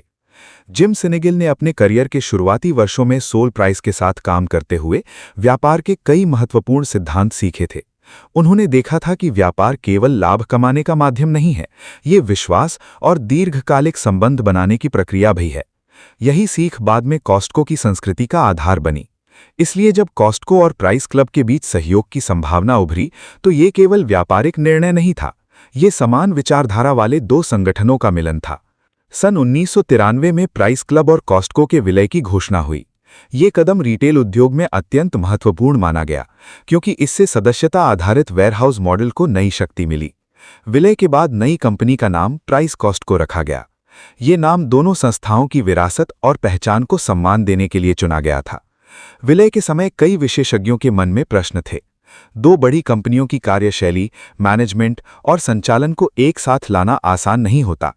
अक्सर ऐसे विलयों के बाद संगठन अपनी मूल संस्कृति खो देते हैं। लेकिन कॉस्टको और प्राइस क्लब के मामले में स्थिति अलग थी। दोनों कंपनियां समान सिद्धांतों पर आधारित थीं, कम कीमत, सीमित मार्जिन, सदस्यता मॉडल और ग्राहक विश्वास। यही समानता इस विलय को सफल बनाने में सबसे बड़ी ताकत बनी। विलय के बाद कंपनी का आकार तेजी से बढ़ गया। अब उसके पास अधिक स्टोर, व्यापक ग्राहक आधार और मजबूत सप्लाई नेटवर्क था। इससे कंपनी को बड़ी मात्रा में खरीदारी करने और सप्लायर्स के साथ बेहतर समझौते करने का अवसर मिला। परिणाम स्वरूप कीमतों को और अधिक प्रतिस्पर्धी बनाए रखना संभव हुआ। लेकिन केवल आकार बढ़ाना ही उद्देश्य नहीं था। नेतृत्व जानता था कि यदि कंपनी अपनी मूल पहचान खो देगी तो ग्राहक विश्वास भी कमजोर पड़ जाएगा। इसलिए विलय के बाद सबसे अधिक ध्यान संस्कृति को सुरक्षित रखने पर दिया गया। हर स्तर पर यह सुनिश्चित किया गया कि ग्राहक अनुभव पहले जैसा ही रहे। स्टोरों की सादगी, उत्पाद चयन और सेवा शैली में निरंतरता बनाई रखी गई। प्राइस क्लब और कॉस्टको दोनों की सबसे बड़ी ताकत उनका ग्राहक समुदाय था। विलय के बाद सदस्य अब अधिक स्थानों पर अपनी सदस्यता का उपयोग कर सकते थे। इससे ग्राहकों को सुविधा मिली और कंपनी के प्रति उनका जुड़ाव भी बढ़ा। लोगों को महसूस हुआ कि ये नया संगठन पहले से अधिक शक्तिशाली और उपयोगी बन गया है। इस समय कंपनी ने अपने संचालन को और अधिक व्यवस्थित करना शुरू किया। सप्लाई चेन, वितरण और इन्वेंट्री प्रबंधन को आधुनिक बनाया गया। बड़ी मात्रा में खरीदारी के कारण उत्पादों की उपलब्धता बेहतर हुई और लागत नियंत्रण मजबूत हुआ। इससे कंपनी अपनी मूल नीति, कम कीमत पर बेहतर गुणवत्ता को और प्रभावी तरीके से लागू कर सकी। विलय का एक महत्वपूर्ण प्रभाव यह भी था कि कंपनी की राष्ट्रीय पहचान मजबूत होने लगी थी। पहले कॉस्टको और प्राइस क्लब अलग अलग क्षेत्रों में अधिक प्रभावशाली थे, लेकिन अब उनका संयुक्त नेटवर्क पूरे अमेरिका में तेजी से फैलने लगा था। इससे ब्रांड की पहचान व्यापक हुई और अधिक लोग इस वेयरहाउस मॉडल से परिचित होने लगे। कंपनी के भीतर भी नई ऊर्जा का वातावरण था। कर्मचारियों को महसूस हो रहा था कि वे एक ऐसे संगठन का हिस्सा हैं जो तेजी से आगे बढ़ रहा है, लेकिन साथ ही अपने मूल सिद्धांतों को भी बनाए हुए हैं। ये संतुलन किसी भी बड़े संगठन के लिए आसान नहीं होता, लेकिन कॉस्टको ने इसे सफलतापूर्वक निभाया। जिम सिनेगिल ने इस समय विशेष सावधानी बरती कि विकास के कारण संगठन में अहंकार न आए। वे हमेशा सादगी और जमीन से जुड़े नेतृत्व पर विश्वास करते थे। उन्होंने मैनेजमेंट टीम को यह स्पष्ट कर दिया कि कंपनी की वास्तविक सफलता ग्राहकों और कर्मचारियों के विश्वास में है, न कि केवल आकार में। धीरे धीरे प्राइस कॉस्टको नाम से चल रही कंपनी ने महसूस किया कि भविष्य के लिए एक सरल और वैश्विक पहचान आवश्यक है। इसलिए कुछ वर्षों बाद कंपनी ने स्वयं को केवल कॉस्टको नाम से स्थापित करना शुरू किया। ये नाम छोटा, प्रभावशाली और आसानी से याद रखा जाने वाला था। इसके साथ ही कंपनी की ब्रांड पहचान और मजबूत हो गई। नई पहचान के साथ कंपनी ने अंतर्राष्ट्रीय विस्तार की दिशा में भी अधिक गंभीरता से सोचना शुरू कर दिया था। अब उसके पास इतना अनुभव और संसाधन था कि वो अन्य देशों के बाजारों में प्रवेश कर सके। लेकिन नेतृत्व ने जल्दबाजी से बचते हुए धीरे धीरे आगे बढ़ने की नीति अपनाई। उनका मानना था कि हर नया बाजार समझदारी और धैर्य के साथ विकसित किया जाना चाहिए। विलय के बाद भी कॉस्टको ने अपने स्टोरों की मूल शैली नहीं बदली। वेयरहाउस जैसी सादगी, सीमित लेकिन भरोसेमंद उत्पाद, बड़ी मात्रा में बिक्री और सदस्यता मॉडल, ये सभी तत्व पहले की तरह बने रहे। यही निरंतरता ग्राहकों के विश्वास को मजबूत करती गई। कई प्रतिस्पर्धी कंपनियां तेजी से विस्तार तो कर रही थीं, लेकिन वे अपनी संस्कृति और गुणवत्ता पर नियंत्रण बनाए रखने में संघर्ष कर रही थीं। इसके विपरीत कॉस्टको ने यह सिद्ध किया कि विकास तभी टिकाऊ होता है जब वो स्पष्ट सिद्धांतों पर आधारित हो। कंपनी ने हर नए कदम के साथ अपने मूल दर्शन को सुरक्षित रखने की कोशिश की।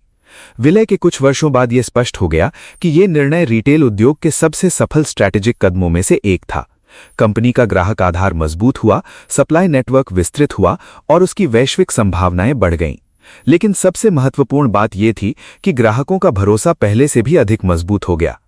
इस अध्याय का सबसे बड़ा संदेश ये था कि दो संगठनों का वास्तविक विलय केवल संरचनाओं का मिलन नहीं होता, वो विचारों और संस्कृतियों का मेल होता है। कॉस्टको होलसेल और प्राइस क्लब का मिलन इसलिए सफल हुआ क्योंकि दोनों का उद्देश्य केवल व्यापार बढ़ाना नहीं, बल्कि ग्राहकों के लिए बेहतर मूल्य तैयार करना था। यही विलय आगे चलकर कॉस्टको को वैश्विक स्तर पर मजबूत बनाने वाला था। यह केवल कंपनी के विस्तार का चरण नहीं था, बल्कि उसकी पहचान को नई ऊंचाई देने वाला मोड़ था, जिसने आने वाले दशकों की सफलता की नींव तैयार की। अब छठे अध्याय में जानते हैं वैश्विक विस्तार और दुनिया भर में बढ़ता प्रभाव। तो दोस्तों, कॉस्टको होलसेल ने जब अमेरिका में अपनी मजबूत पहचान स्थापित कर ली और प्राइस क्लब के साथ विलय के बाद अपने संचालन को और अधिक प्रभावी बना लिया, तब कंपनी के सामने एक नया प्रश्न खड़ा हुआ। क्या उसका वेयरहाउस सदस्यता मॉडल दुनिया के अन्य देशों में भी सफल हो सकता है? ये केवल व्यापार विस्तार का प्रश्न नहीं था, बल्कि ये समझने की चुनौती भी थी कि क्या अलग-अलग संस्कृतियों, आदतों और बाजारों वाले देशों में भी ग्राहक उसी प्रकार की खरीदारी शैली को स्वीकार करेंगे। कई अमेरिकी कंपनियां अंतर्राष्ट्रीय बाजारों में प्रवेश तो करती थीं, लेकिन स्थानीय संस्कृति को न समझ पाने के कारण संघर्ष करने लगती थीं। कॉस्टको ने शुरुआत से ही ये निर्णय लिया कि वो जल्दबाजी में विस्तार नहीं करेगी। कंपनी का मानना था कि हर देश का बाजार अलग होता है और वहां सफलता पाने के लिए धैर्य, अध्ययन और स्थानीय समझ आवश्यक है। वैश्विक विस्तार की दिशा में कंपनी का पहला बड़ा कदम था कनाडा। कनाडा का बाजार अमेरिका से कई मायनों में मिलता जुलता था। वहां के ग्राहकों को भी बड़ी मात्रा में खरीदारी और कम कीमत पर गुणवत्तापूर्ण उत्पाद पसंद थे। कॉस्टको ने यहां अपने मूल मॉडल को लगभग उसी रूप में लागू किया जैसा वो अमेरिका में कर रही थी। परिणाम अत्यंत सकारात्मक रहे। कनाडा में ग्राहकों ने सदस्यता आधारित वेयरहाउस मॉडल को तेजी से अपनाया और कंपनी को प्रारंभिक सफलता मिल गई। इस सफलता ने कॉस्टको के नेतृत्व का आत्मविश्वास बढ़ाया। अब कंपनी को महसूस होने लगा कि उसका मॉडल केवल अमेरिकी ग्राहकों तक सीमित नहीं है, लेकिन इसके बावजूद नेतृत्व ने सावधानी बनाए रखी। वे जानते थे कि हर नया देश कनाडा जैसा नहीं होगा, इसलिए प्रत्येक नए बाजार में प्रवेश से पहले विस्तृत अध्ययन किया जाने लगा। जब कंपनी ने एशियाई देशों की ओर ध्यान देना शुरू किया, तब चुनौतियां और भी बढ़ गईं। एशिया में खरीदारी की आदतें, भोजन संस्कृति और उपभोक्ता व्यवहार अमेरिका से काफी अलग थे। उदाहरण के लिए जापान में ग्राहक गुणवत्ता और ताजगी को अत्यधिक महत्व देते थे। वहां घरों का आकार भी अपेक्षाकृत छोटा होता था, इसलिए बड़ी मात्रा में खरीदारी की अवधारणा शुरुआत में कठिन लग सकती थी। लेकिन कॉस्टको ने अपने मूल सिद्धांतों को छोड़े बिना स्थानीय आवश्यकताओं को समझने की नीति अपनाई। जापान में कंपनी ने कुछ उत्पाद स्थानीय स्वाद और संस्कृति के अनुसार चुने। समुद्री भोजन, स्थानीय खाद्य पदार्थ और जापानी ग्राहकों की पसंद के उत्पाद स्टोरों में शामिल किए गए। इसके बावजूद वेयरहाउस शैली, सदस्यता मॉडल और कम कीमत की नीति पहले जैसी ही रही। धीरे धीरे जापानी ग्राहकों ने कॉस्टको के मॉडल को समझना शुरू किया। उन्होंने देखा कि कंपनी केवल सस्ती कीमत का दावा नहीं कर रही, बल्कि वास्तव में उच्च गुणवत्ता वाले उत्पाद उचित मूल्य पर दे रही है। यही विश्वास वहां भी कंपनी की सफलता का आधार बना। ये कॉस्टको के लिए एक महत्वपूर्ण संकेत था कि उसका मॉडल विभिन्न संस्कृतियों में भी सफल हो सकता है, यदि उसे समझदारी से लागू किया जाए। कंपनी ने अंतर्राष्ट्रीय विस्तार के दौरान एक महत्वपूर्ण सिद्धांत अपनाया, धीमी लेकिन स्थायी वृद्धि। कई कंपनियां तेजी से सैकड़ों स्टोर खोलने की कोशिश करती हैं, लेकिन कॉस्टको ने सीमित लेकिन मजबूत विस्तार को प्राथमिकता दी। उसका उद्देश्य हर नए बाजार में भरोसा बनाना था, केवल उपस्थिति दर्ज कराना नहीं। इस रणनीति का प्रभाव सप्लाई चेन पर भी दिखाई दिया। हर नए देश में कंपनी ने स्थानीय और अंतर्राष्ट्रीय सप्लायर्स के साथ मजबूत संबंध बनाए। कॉस्टको जानती थी कि यदि उत्पादों की गुणवत्ता और उपलब्धता स्थिर नहीं रहेगी तो ग्राहक विश्वास कमजोर पड़ जाएगा। इसलिए उसने अपने वैश्विक नेटवर्क को अत्यधिक अनुशासन के साथ विकसित किया। वैश्विक विस्तार के दौरान कॉस्टको ने अपने स्टोरों की पहचान को भी सावधानीपूर्वक बनाए रखा। चाहे स्टोर अमेरिका में हो, कनाडा में या एशिया में, ग्राहकों को वही वेयरहाउस अनुभव मिलता था। विशाल स्थान, सीमित लेकिन भरोसेमंद उत्पाद, बड़ी मात्रा में पैकेजिंग और सदस्यता आधारित प्रवेश, ये सभी तत्व कंपनी की वैश्विक पहचान बन गए थे। धीरे धीरे कॉस्टको केवल एक अमेरिकी रिटेल कंपनी नहीं रही थी, वो एक अंतर्राष्ट्रीय ब्रांड बनती जा रही थी। विभिन्न देशों में रहने वाले लोग कंपनी को गुणवत्ता, बचत और भरोसे के प्रतीक के रूप में देखने लगे थे। ये किसी भी वैश्विक संगठन के लिए बड़ी उपलब्धि होती है, क्योंकि अंतर्राष्ट्रीय स्तर पर विश्वास बनाना अत्यंत कठिन कार्य है। इस समय कंपनी ने यह भी समझा कि वैश्विक विस्तार केवल आर्थिक अवसर नहीं होता, ये एक सांस्कृतिक जिम्मेदारी भी होती है। हर देश के ग्राहकों की अपनी अपेक्षाएं और जीवन शैली होती है। कॉस्टको ने स्थानीय कर्मचारियों को महत्व देकर और क्षेत्रीय उत्पादों को शामिल करके ये दिखाया कि वो केवल विदेशी कंपनी बनकर नहीं रहना चाहती, बल्कि स्थानीय समाज का हिस्सा बनना चाहती है। कंपनी के स्टोर कई देशों में एक प्रकार का सामाजिक अनुभव भी बनने लगे थे। लोग केवल खरीदारी के लिए नहीं, बल्कि नए उत्पाद देखने और बड़े पैमाने पर उपलब्ध वस्तुओं का अनुभव लेने के लिए भी वहां जाने लगे थे। परिवार सप्ताहांत में कॉस्टको जाते, नमूना उत्पाद चखते और सामूहिक खरीदारी का आनंद लेते। इससे कंपनी की लोकप्रियता और बढ़ती गई। वैश्विक विस्तार ने कॉस्टको को आर्थिक रूप से भी अधिक मजबूत बनाया। अब वो विभिन्न बाजारों से अनुभव प्राप्त कर रही थी और अपने संचालन को और अधिक प्रभावी बना रही थी।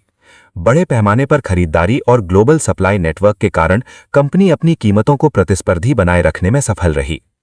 लेकिन इस विकास के दौर में भी जिम साइनेगल ने हमेशा ये सुनिश्चित किया कि कंपनी अपने मूल सिद्धांतों से दूर न जाए। वे मानते थे कि यदि संगठन बहुत तेजी से बढ़ते हुए अपनी संस्कृति खो देता है तो उसकी सफलता लंबे समय तक नहीं टिकती।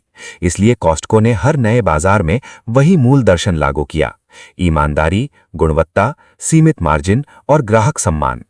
प्रतिस्पर्धी कंपनियां भी अंतर्राष्ट्रीय विस्तार कर रही थीं, लेकिन कॉस्टको का दृष्टिकोण अलग था।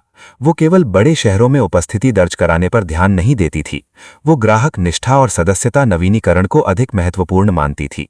यदि ग्राहक सदस्यता बनाए रखते थे तो इसका अर्थ था कि कंपनी वास्तव में उनके विश्वास पर खरी उतर रही है। धीरे धीरे दुनिया के विभिन्न हिस्सों में कॉस्टको का नाम भरोसे के साथ जोड़ा जाने लगा। कई देशों में लोग इसे स्मार्ट खरीदारी का प्रतीक मानने लगे थे। ग्राहकों को यह महसूस होता था कि वो यहाँ केवल सामान नहीं खरीद रहे, बल्कि अपने पैसे का बेहतर उपयोग कर रहे हैं। कंपनी ने इस दौरान तकनीक और डेटा का उपयोग भी बढ़ाना शुरू किया। विभिन्न देशों के उपभोक्ता व्यवहार का अध्ययन किया जाने लगा ताकि उत्पाद चयन और संचालन को और बेहतर बनाया जा सके। लेकिन कॉस्टको ने यह भी सुनिश्चित किया कि तकनीक केवल सहायता का साधन बने, कंपनी की मानवीय संस्कृति का स्थान न ले। इस अध्याय का सबसे महत्वपूर्ण संदेश ये था कि वैश्विक सफलता केवल बड़े निवेश या तेज विस्तार से नहीं मिलती, वो स्थानीय समझ, निरंतर गुणवत्ता और मजबूत सिद्धांतों से प्राप्त होती है।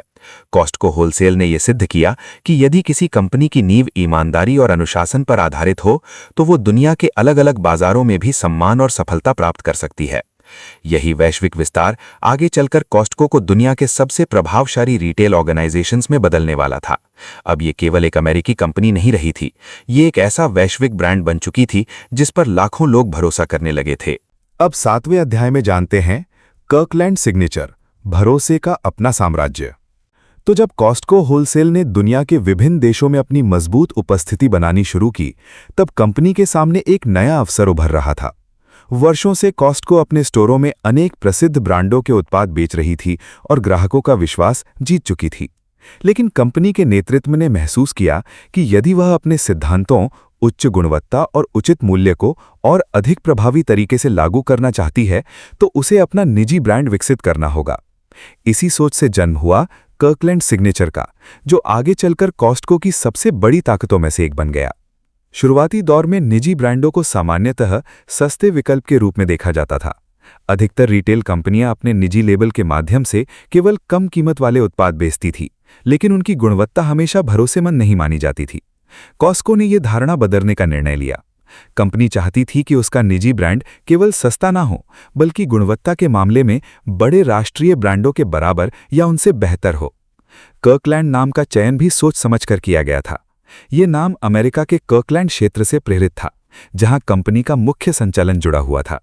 लेकिन समय के साथ ये नाम केवल एक स्थान का प्रतीक नहीं रहा, ये भरोसे, गुणवत्ता और मूल्य का पर्याय बन गया। कंपनी ने कर्कलैंड सिग्नेचर के लिए अत्यंत सख्त गुणवत्ता मानक बनाए। यदि कोई उत्पाद इस ब्रांड के नाम से बेचा जाना था, तो उसे कॉस्को की अपेक्षाओं पर पूरी तरह खरा उतरना पड़ता था। कंपनी केवल कम कीमत के कारण उत्पाद स्वीकार नहीं करती थी। उसका उद्देश्य ये था कि ग्राहक जब भी कर्कलैंड सिग्नेचर का कोई उत्पाद खरीदें, तो उन्हें यह महसूस हो कि उन्होंने सही निर्णय लिया है। शुरुआत खाद्य उत्पादों और दैनिक उपयोग की वस्तुओं से हुई। ग्राहकों ने जल्दी ही महसूस किया कि इन उत्पादों की गुणवत्ता लगातार अच्छी है। स्वाद, पैकेजिंग, उपयोगिता और टिकाऊपन हर स्तर पर कंपनी ने ध्यान दिया। यही निरंतरता ग्राहकों का विश्वास जीतने लगी। धीरे धीरे कर्कलैंड सिग्नेचर का विस्तार विभिन्न क्षेत्रों में होने लगा। घरेलू सामान, कपड़े, इलेक्ट्रॉनिक उत्पाद, स्वास्थ्य संबंधी वस्तुएं और अनेक अन्य उत्पाद इस ब्रांड के अंतर्गत आने लगे। हर नए उत्पाद के साथ कंपनी की जिम्मेदारी भी बढ़ती गई, क्योंकि अब वह अपने नाम और प्रतिष्ठा को सीधे उन वस्तुओं से जोड़ रही थी। कॉस्टको ने कर्कलैंड सिग्नेचर को बढ़ावा देने के लिए अत्यधिक विज्ञापन अभियानों का सहारा नहीं लिया। कंपनी जानती थी कि सबसे प्रभावशाली प्रचार ग्राहक का अनुभव होता है। जब लोग उत्पादों का उपयोग करके संतुष्ट होते, तो वे अपने मित्रों और परिवार को भी उसके बारे में बताते। यही स्वाभाविक प्रचार कर्कलैंड सिग्नेचर की सबसे बड़ी शक्ति बन गया। ग्राहकों के बीच धीरे धीरे ये धारणा बनने लगी कि यदि किसी उत्पाद पर कर्कलैंड सिग्नेचर का नाम है, तो उसकी गुणवत्ता पर भरोसा किया जा सकता है। ये किसी भी निजी ब्रांड के लिए अत्यंत बड़ी उपलब्धि थी, क्योंकि सामान्यतः ग्राहक प्रसिद्ध राष्ट्रीय ब्रांडों पर अधिक भरोसा करते हैं। लेकिन कॉस्टको ने अपने निजी ब्रांड को भी उसी स्तर का विश्वास दिलाने में सफलता प्राप्त की। इस ब्रांड की सफलता के पीछे कॉस्टको की खरीद नीति भी महत्वपूर्ण थी।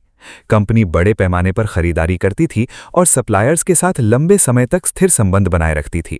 इससे वह गुणवत्ता बनाए रखते हुए लागत नियंत्रित कर सकती थी। यही कारण था कि कर्कलैंड सिग्नेचर उत्पाद ग्राहकों को उचित मूल्य पर उपलब्ध हो पाते थे। जिम सिनागल का मानना था कि यदि कंपनी अपने नाम से उत्पाद बेच रही है, तो उसे उनकी गुणवत्ता की पूरी जिम्मेदारी लेनी चाहिए। यही सोच पूरे संगठन में फैल गई। कर्कलैंड सिग्नेचर केवल व्यापारिक रणनीति नहीं रही, ये कंपनी की प्रतिष्ठा का हिस्सा बन गई। कर्कलैंड सिग्नेचर की सफलता ने कॉस्टको को कई महत्वपूर्ण लाभ दिए। सबसे पहले कंपनी अब केवल बाहरी ब्रांडों पर निर्भर नहीं रही, वह अपने ग्राहकों की आवश्यकताओं के अनुसार उत्पाद विकसित कर सकती थी। दूसरा, इससे ग्राहक निष्ठा और मजबूत हुई, क्योंकि कई लोग विशेष रूप से कर्कलैंड सिग्नेचर उत्पाद खरीदने के लिए कॉस्टको जाते थे। धीरे धीरे ये ब्रांड कॉस्टको की पहचान का अभिन्न हिस्सा बन गया। कई ग्राहक ये महसूस करने लगे कि कर्कलैंड सिग्नेचर उत्पाद उन्हें राष्ट्रीय ब्रांडों जैसी गुणवत्ता देते हैं, लेकिन अधिक उचित मूल्य पर। यही संतुलन कंपनी की सबसे बड़ी ताकत बना। इस समय कंपनी ने गुणवत्ता परीक्षण और उत्पाद समीक्षा प्रक्रियाओं को भी और मजबूत किया। यदि किसी उत्पाद को लेकर ग्राहकों की शिकायत आती, तो कंपनी तुरंत प्रतिक्रिया देती। इससे ग्राहकों को यह विश्वास मिला कि कॉस्टको अपने निजी ब्रांड को गंभीरता से लेती है और गुणवत्ता के मामले में समझौता नहीं करेगी। कर्कलैंड सिग्नेचर ने कंपनी की वैश्विक पहचान को भी मजबूत किया। जब कॉस्टको विभिन्न देशों में विस्तार कर रही थी, तब ये ब्रांड उसके साथ साथ नई जगहों तक पहुंचा। ग्राहकों ने इसे एक विश्वसनीय अंतर्राष्ट्रीय ब्रांड के रूप में स्वीकार करना शुरू किया। ये उपलब्धि किसी भी निजी लेबल के लिए असाधारण मानी जाती है। कंपनी ने यह भी समझ लिया था कि निजी ब्रांड की सफलता केवल कम कीमत से नहीं मिलती। यदि गुणवत्ता स्थिर न रहे, तो ग्राहक तुरंत विश्वास खो देंगे। इसलिए कॉस्टको ने कर्कलैंड सिग्नेचर के हर उत्पाद को अपने मूल दर्शन से जोड़ा: ईमानदारी, गुणवत्ता और वास्तविक मूल्य। कई प्रतिस्पर्धी कंपनियों ने भी अपने निजी ब्रांड विकसित किए, लेकिन कर्कलैंड सिग्नेचर की सफलता अलग स्तर पर थी। इसका कारण केवल कीमत नहीं था, ये वो भरोसा था जो वर्षों से कॉस्टको ने अपने ग्राहकों के साथ बनाया था। लोग जानते थे कि कंपनी अपने नाम की प्रतिष्ठा को जोखिम में नहीं डालेगी। धीरे धीरे कर्कलैंड सिग्नेचर स्वयं एक वैश्विक प्रतीक बन गया। कई ग्राहक स्टोर में प्रवेश करते ही सबसे पहले इसी ब्रांड के उत्पादों को देखते थे। ये किसी निजी लेबल के लिए अत्यंत बड़ी सफलता थी, क्योंकि अब वह केवल विकल्प नहीं बल्कि प्राथमिक पसंद बन चुका था। इस अध्याय का सबसे महत्वपूर्ण संदेश ये था कि ब्रांड केवल नाम या लोगो से नहीं बनते, वे निरंतर गुणवत्ता और ग्राहक विश्वास से बनते हैं। कॉस्टको होलसेल ने कर्कलैंड सिग्नेचर के माध्यम से यह सिद्ध किया कि यदि कोई कंपनी अपने ग्राहकों के हित को प्राथमिकता दे तो उसका निजी ब्रांड भी दुनिया के सबसे भरोसेमंद नामों में शामिल हो सकता है। यही कर्कलैंड सिग्नेचर आगे चलकर कॉस्टको की वैश्विक सफलता का महत्वपूर्ण स्तंभ बना। इसने कंपनी को केवल एक रिटेलर नहीं बल्कि भरोसेमंद उत्पाद निर्माता और ग्राहक केंद्रित संगठन के रूप में स्थापित कर दिया। अब 8वें अध्याय में जानते हैं ग्राहक विश्वास और अनोखा खरीदारी अनुभव। तो दुनिया की अधिकांश रिटेल कंपनियां ग्राहकों को आकर्षित करने के लिए बड़े विज्ञापन अभियान चलाती हैं, चमकदार स्टोर बनाती हैं और लगातार नए ऑफर प्रस्तुत करती हैं। लेकिन कॉस्टको होलसेल ने अपनी सबसे बड़ी ताकत किसी विज्ञापन या दिखावे को नहीं बनाया। उसकी वास्तविक शक्ति थी ग्राहकों का गहरा विश्वास। यही विश्वास धीरे धीरे कॉस्टको को केवल एक स्टोर नहीं बल्कि एक अनुभव में बदलने लगा। शुरुआत से ही कॉस्टको ने यह समझ लिया था कि ग्राहक केवल कम कीमत नहीं चाहते, वे सुरक्षा, ईमानदारी और भरोसे की भावना भी चाहते हैं। यदि ग्राहक को यह महसूस हो जाए कि कंपनी वास्तव में उसके हित में काम कर रही है, तो वो लंबे समय तक उससे जुड़ा रहेगा। यही सोच कंपनी की हर नीति और निर्णय में दिखाई देने लगी। कॉस्टको की सबसे चर्चित नीतियों में से एक थी उसकी उदार वापसी नीति। यदि कोई ग्राहक किसी उत्पाद से संतुष्ट नहीं होता तो उसे वापस करने की सुविधा दी जाती थी। कई कंपनियां ऐसी नीतियों से बचती थीं क्योंकि उन्हें नुकसान का डर होता था, लेकिन कॉस्टको ने इसे ग्राहक विश्वास मजबूत करने का माध्यम बनाया। कंपनी का संदेश स्पष्ट था, यदि ग्राहक संतुष्ट नहीं है तो व्यापार अधूरा है। इस नीति का मनोवैज्ञानिक प्रभाव बहुत बड़ा था।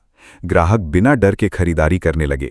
उन्हें यह भरोसा था कि यदि किसी कारण से उत्पाद उनकी अपेक्षाओं पर खरा नहीं उतरता तो कंपनी उनकी बात सुनेगी। यही भरोसा कॉस्टको को अन्य कंपनियों से अलग बनाता गया। वेयरहाउस शैली के विशाल स्टोरों ने भी खरीदारी को एक अनोखा अनुभव बना दिया। सामान्य सुपरमार्केट की तुलना में कॉस्टको का वातावरण अलग था। विशाल गलियारे, बड़ी मात्रा में रखे गए उत्पाद और लगातार बदलते सीमित ऑफर ग्राहकों में उत्सुकता पैदा करते थे। लोग केवल खरीदारी के लिए नहीं बल्कि ये देखने के लिए भी स्टोर जाते थे कि इस बार कौन से नए उत्पाद उपलब्ध हैं। कंपनी ने इस अनुभव को ट्रेजर हंट जैसा बना दिया। हर बार स्टोर में कुछ विशेष या सीमित वस्तुएं होती थीं। ग्राहकों को लगता था कि यदि उन्होंने तुरंत खरीदारी नहीं की तो शायद अगली बार वो वस्तु उपलब्ध ना हो। ये रणनीति खरीदारी को रोमांचक बनाती थी और ग्राहकों को बार बार स्टोर आने के लिए प्रेरित करती थी। कॉस्टको ने अपने स्टोरों में नमूना उत्पाद देने की संस्कृति भी विकसित की। ग्राहक विभिन्न खाद्य पदार्थों और नए उत्पादों का स्वाद या उपयोग अनुभव कर सकते थे। इससे खरीदारी केवल लेन देन नहीं रही, वो एक सामाजिक और पारिवारिक अनुभव बन गई। परिवार सप्ताहांत में कॉस्टको जाते, नए उत्पाद देखते और सामूहिक खरीदारी का आनंद लेते। कंपनी ने भोजन क्षेत्र को भी अपने अनुभव का हिस्सा बनाया। सरल लेकिन लोकप्रिय खाद्य विकल्प ग्राहकों को आकर्षित करते थे। कई लोगों के लिए कॉस्टको जाना केवल घरेलू सामान खरीदने का कार्य नहीं रहा, वो परिवार के साथ समय बिताने और आरामदायक अनुभव लेने का अवसर बन गया। जिम सिनेगल हमेशा इस बात पर जोर देते थे कि ग्राहक को यह महसूस होना चाहिए कि कंपनी उसके पैसे का सम्मान करती है। यही कारण था कि कॉस्टको ने अत्यधिक लाभ कमाने के बजाय वास्तविक मूल्य देने पर ध्यान केंद्रित किया। ग्राहक जानते थे कि कंपनी कृत्रिम छूट या भ्रमित करने वाली रणनीतियों के बजाय सीधे और स्पष्ट मूल्य निर्धारण में विश्वास करती है। कंपनी के कर्मचारी भी ग्राहक अनुभव का महत्वपूर्ण हिस्सा थे। क्योंकि कॉस्टको अपने कर्मचारियों को सम्मान और स्थिरता देने की कोशिश करती थी, इसलिए वे ग्राहकों के साथ बेहतर व्यवहार करते थे। स्टोरों में सहयोगी वातावरण दिखाई देता था। ग्राहक महसूस करते थे कि यदि उन्हें सहायता की आवश्यकता होगी तो कर्मचारी वास्तव में उनकी मदद करने का प्रयास करेंगे। धीरे धीरे कॉस्टको के सदस्यों और कंपनी के बीच भावनात्मक संबंध बनने लगे। ग्राहक केवल कीमतों के कारण सदस्यता नवीनीकृत नहीं कर रहे थे, वे उस भरोसे और अनुभव के कारण लौट रहे थे जो उन्हें हर बार मिलता था। यही सदस्यता नवीनीकरण कंपनी की सबसे बड़ी सफलता का संकेत था। कॉस्टको ने अपने ग्राहकों के समय को भी महत्व दिया। उत्पाद चयन सीमित लेकिन भरोसेमंद रखा गया ताकि लोगों को निर्णय लेने में आसानी हो। कंपनी जानती थी कि बहुत अधिक विकल्प कभी कभी ग्राहक को भ्रमित कर देते हैं, इसलिए उसने कम लेकिन बेहतर की नीति अपनाई। ये दृष्टिकोण ग्राहकों के लिए सुविधाजनक साबित हुआ। इस दौरान कंपनी की प्रतिष्ठा इतनी मजबूत हो गई कि कई ग्राहक बिना तुलना किए ही कॉस्टको से खरीदारी करने लगे। उन्हें विश्वास था कि कंपनी ने पहले से ही गुणवत्ता और मूल्य की जांच कर ली होगी। ये किसी भी रिटेल ऑर्गेनाइजेशन के लिए असाधारण उपलब्धि होती है, क्योंकि ग्राहक का इस स्तर का विश्वास वर्षों की निरंतर ईमानदारी से ही प्राप्त होता है। प्रतिस्पर्धी कंपनियां लगातार नए ऑफर और आकर्षक योजनाएं लेकर आती रहीं, लेकिन कॉस्टको ने अपने मूल दर्शन को नहीं छोड़ा। वो जानती थी कि स्थायी ग्राहक निष्ठा केवल प्रचार से नहीं बनती, वो लगातार सकारात्मक अनुभव देने से बनती है। कंपनी ने तकनीक का उपयोग भी ग्राहक सुविधा बढ़ाने के लिए किया, लेकिन उसने मानवीय अनुभव को कभी कम नहीं होने दिया। चाहे ऑनलाइन सेवा हो या स्टोर में खरीदारी, कॉस्टको ने हर स्तर पर भरोसे और पारदर्शिता को प्राथमिकता दी। धीरे धीरे कॉस्टको का नाम केवल रिटेल कंपनी के रूप में नहीं, बल्कि विश्वसनीय खरीदारी अनुभव के रूप में पहचाना जाने लगा। कई परिवार पीढ़ियों तक सदस्य बने रहे। माता पिता अपने बच्चों को कॉस्टको लेकर जाते और वही अनुभव अगली पीढ़ी तक पहुंचता। ये ग्राहक निष्ठा किसी भी कंपनी के लिए सबसे मूल्यवान संपत्ति होती है। कंपनी की सबसे बड़ी उपलब्धि यह थी कि उसने अपने ग्राहकों को केवल खरीदार नहीं माना, उसने उन्हें अपने समुदाय का हिस्सा बनाया। यही कारण था कि लोग स्वयं कंपनी के प्रचारक बन गए। वे अपने मित्रों, रिश्तेदारों और सहकर्मियों को सदस्यता लेने की सलाह देते थे। ये स्वाभाविक विश्वास किसी भी विज्ञापन अभियान से ज्यादा प्रभावशाली था। इस अध्याय का सबसे महत्वपूर्ण संदेश ये था कि व्यापार की वास्तविक शक्ति ग्राहक विश्वास में छिपी होती है। कॉस्टको होलसेल ने यह सिद्ध किया कि यदि कंपनी ग्राहकों के साथ ईमानदार संबंध बनाए रखे और उन्हें लगातार सकारात्मक अनुभव दे, तो वो केवल सफल नहीं होती, वो लोगों के जीवन का हिस्सा बन जाती है। यही ग्राहक विश्वास और अनोखा खरीदारी अनुभव कॉस्टको को दुनिया के सबसे सम्मानित रिटेल ब्रांडों में बदलने वाला था। अब ये केवल सामान बेचने वाली कंपनी नहीं रही थी, ये भरोसे और संतुष्टि का प्रतीक बन चुकी थी। अब 9वें अध्याय में जानते हैं डिजिटल युग की चुनौती और बदलती दुनिया में कॉस्टको। तो 21वीं सदी की शुरुआत के साथ पूरी दुनिया तेजी से बदलने लगी। इंटरनेट लोगों के जीवन का महत्वपूर्ण हिस्सा बन चुका था और धीरे धीरे खरीदारी की आदतें भी बदल रही थीं।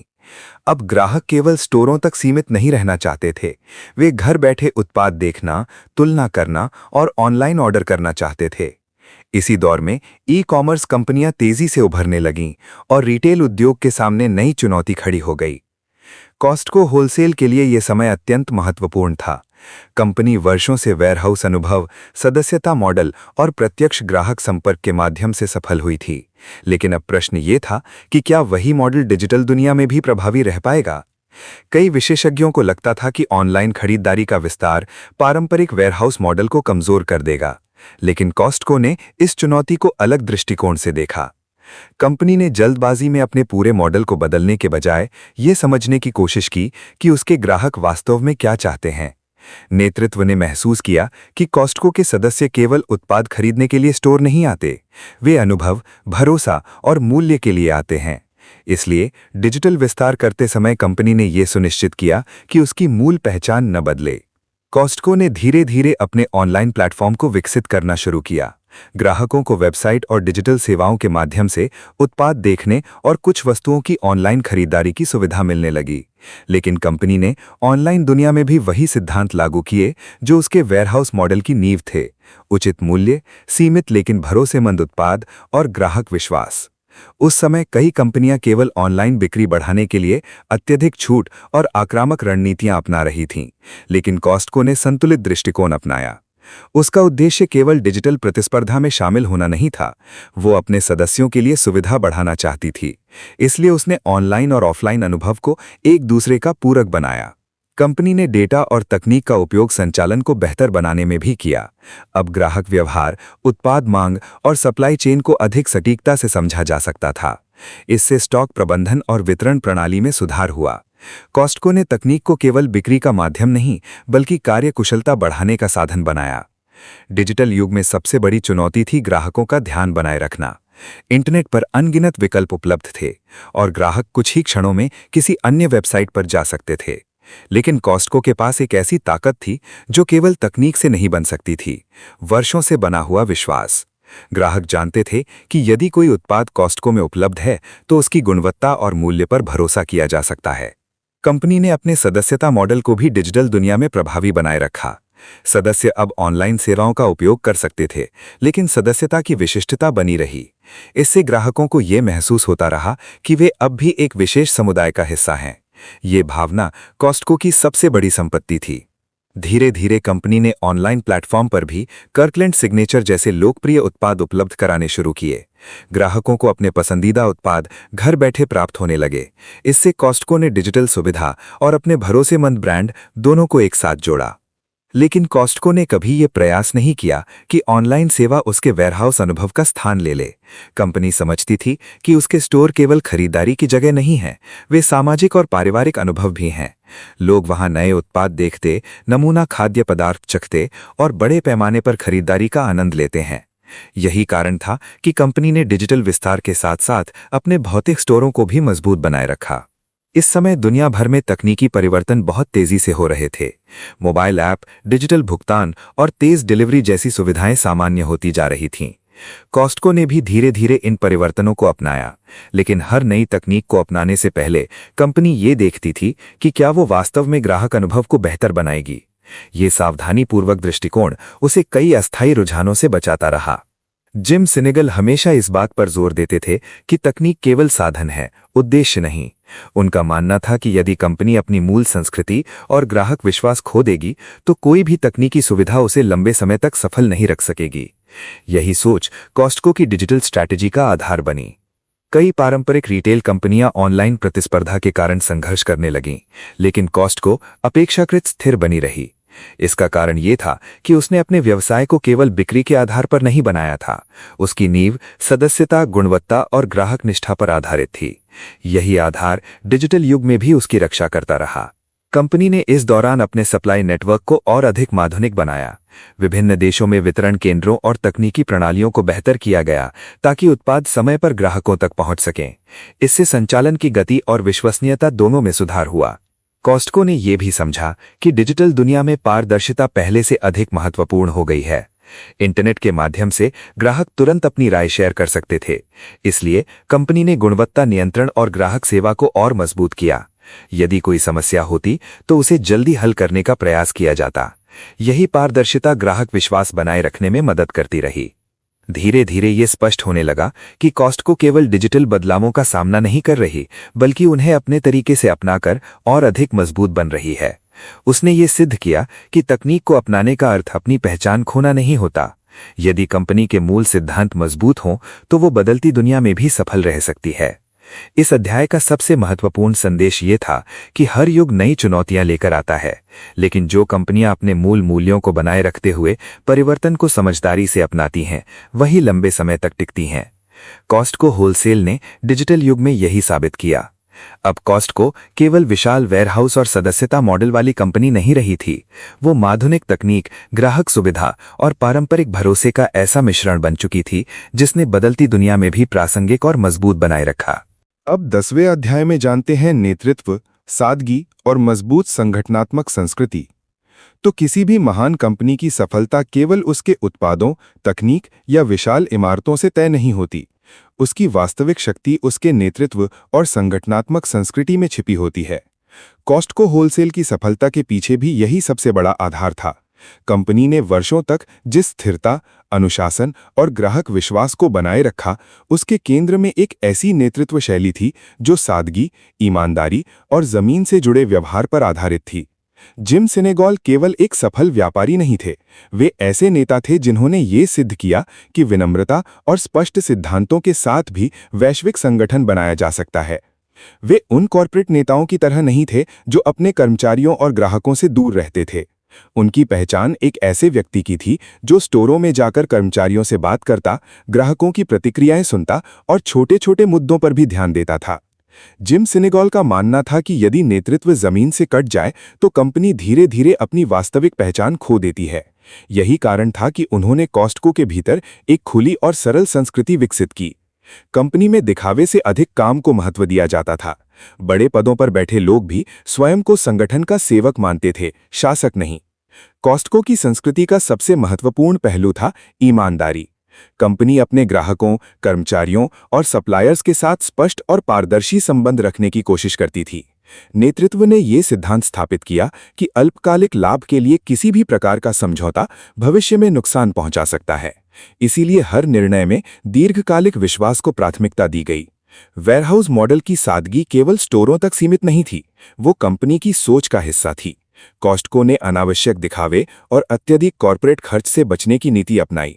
नेतृत्व का मानना था कि यदि कंपनी अनावश्यक खर्च करेगी तो अंततः उसका बोझ ग्राहकों पर पड़ेगा। इसीलिए सादगी को आर्थिक और नैतिक दोनों दृष्टियों से महत्वपूर्ण माना गया। कंपनी के भीतर निर्णय लेने की प्रक्रिया भी व्यावहारिक थी।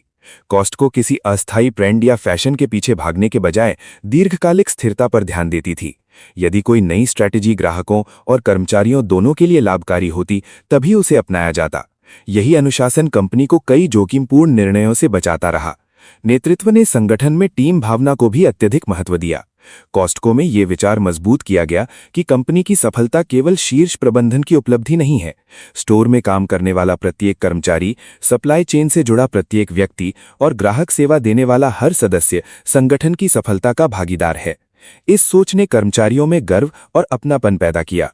जिम सिनेगॉल अक्सर ये कहते थे कि यदि किसी कंपनी को लंबे समय तक सफल रहना है तो उसे अपने कर्मचारियों और ग्राहकों दोनों का विश्वास बनाए रखना होगा। यही कारण था कि कॉस्टको ने कर्मचारियों के प्रति सम्मान और ग्राहक संतुष्टि दोनों को समान महत्व दिया। ये संतुलन कंपनी की संस्कृति का मुख्य आधार बना। जैसे जैसे कंपनी का विस्तार हुआ, नेतृत्व के सामने सबसे बड़ी चुनौती ये थी कि क्या इतनी बड़ी संस्था बनने के बाद भी वही संस्कृति बनाई रखी जा सकती है। कई कंपनियां तेजी से बढ़ते हुए अपनी मूल पहचान खो देती हैं, लेकिन कॉस्टको ने हर नए स्टोर और हर नए बाजार में अपने मूल सिद्धांतों को लागू करने का प्रयास किया। कंपनी के प्रशिक्षण कार्यक्रमों में केवल तकनीकी कार्य नहीं सिखाए जाते थे, कर्मचारियों को कॉस्टको की संस्कृति और दर्शन भी समझाया जाता था। उन्हें बताया जाता था कि कंपनी का उद्देश्य केवल बिक्री बढ़ाना नहीं बल्कि भरोसा बनाना है। यही कारण था कि संगठन के विभिन्न हिस्सों में काम करने वाले लोग भी एक समान सोच से जुड़े रहे। कॉस्टको की संस्कृति में विनम्रता का विशेष स्थान था। कंपनी अपनी सफलता के बावजूद अत्यधिक आत्मप्रचार से बचती रही। उसने अपने कार्य और ग्राहक अनुभव को ही अपनी सबसे बड़ी पहचान बनने दिया। ये दृष्टिकोण आधुनिक कॉर्पोरेट दुनिया में दुर्लभ माना जाता है, जहां कई कंपनियां छवि निर्माण पर अत्यधिक ध्यान देती हैं। नेतृत्व ने यह भी समझा कि किसी संगठन की संस्कृति केवल भाषणों से नहीं बनती, वो रोजमर्रा के व्यवहार से बनती है। इसीलिए सर्वोच्च अधिकारी स्वयं उदाहरण प्रस्तुत करते थे। वे कर्मचारियों के साथ सम्मानजनक व्यवहार करते, सादगी बनाए रखते और ग्राहकों की समस्याओं को गंभीरता से लेते। यही व्यवहार धीरे धीरे पूरे संगठन में फैल गया। इस मजबूत संस्कृति का प्रभाव ग्राहकों पर भी दिखाई देता था। लोग महसूस करते थे कि कॉस्टको केवल एक लाभ कमाने वाली कंपनी नहीं है, वो वास्तव में अपने सिद्धांतों के प्रति प्रतिबद्ध है। यही भावना ग्राहक निष्ठा को और मजबूत करती गई। कॉस्टको के नेतृत्व ने संकटों के समय भी धैर्य बनाए रखा। चाहे आर्थिक मंदी हो, प्रतिस्पर्धा बढ़े या डिजिटल युग की चुनौतियां सामने आए, कंपनी ने अपने मूल सिद्धांतों को नहीं छोड़ा। यही स्थिरता उसे लंबे समय तक सफल बनाए रखने में सहायक बनी।